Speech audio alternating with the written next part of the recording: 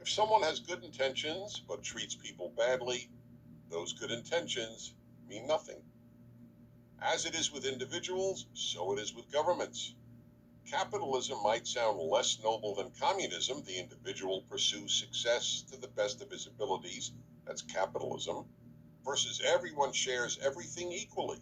That's communism.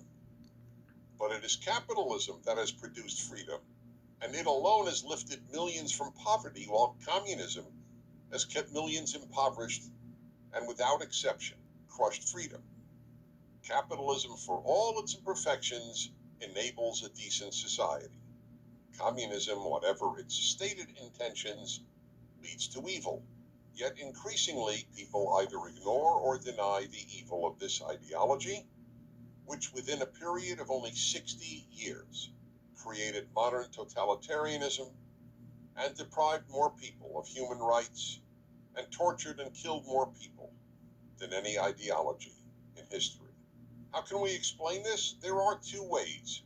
One is ignorance. People just don't know the truth about communism. The second is willful blindness. People know the truth, but choose to ignore it because the truth about communism's horrors is too painful to confront.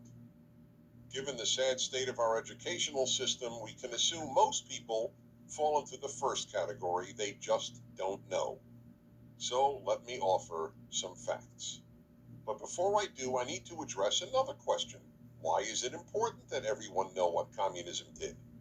Here are three reasons. First, we have a moral obligation to the victims of communism not to forget them. Just as Americans have a moral obligation to remember the victims of slavery, we have the same obligation to the billion victims of communism, especially the 100 million who were murdered. Second, the best way to prevent an evil from reoccurring is to confront it in all its horror.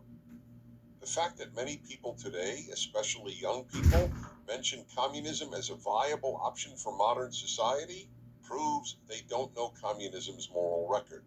Therefore, they do not properly fear communism, which means this evil could happen again. And why could it happen again? That brings us to reason number three. The leaders of communist regimes and the vast number of people who helped those leaders torture, enslave, and murder were nearly all normal people. Of course, some were psychopaths, but most were not, which means that any society, including free ones, can devolve into communism or some analogous evil. Now some facts, based on the authoritative Black Book of Communism, written by 6 French scholars and published in the United States by Harvard University Press.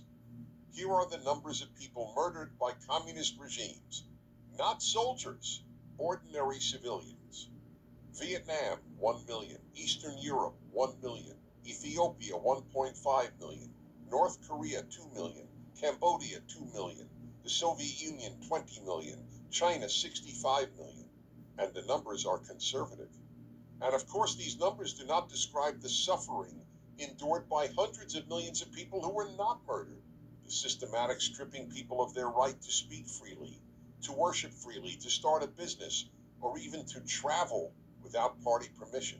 No non-communist judiciary or media. The poverty of nearly all communist countries, the imprisonment of vast numbers of people, and of course, the trauma suffered by the hundreds of millions of friends and relatives of the murdered and imprisoned.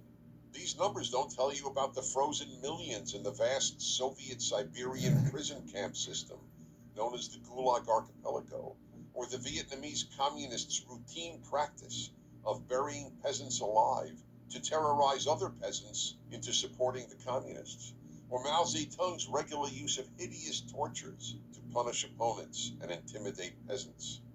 People associate evil with darkness. That's not accurate.